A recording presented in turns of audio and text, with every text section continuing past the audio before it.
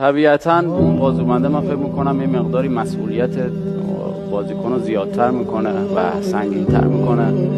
خیلی تلخ و شیرینی‌های زیادی رو شما میگذرونی که به این جایگاه برسی و مسئولیت زیادی هم داری.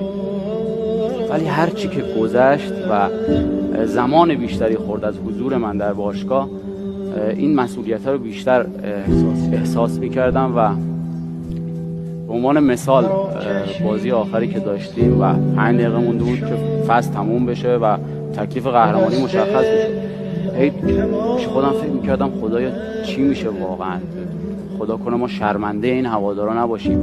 این همه هوادار اومده تو استادیوم، این همه هوادار نشسته پشت تلویزیون منتظره که قهرمانی و پرسپولیس رو ببینن. همش میگفتم خدایا شرمنده‌مون نکن فقط.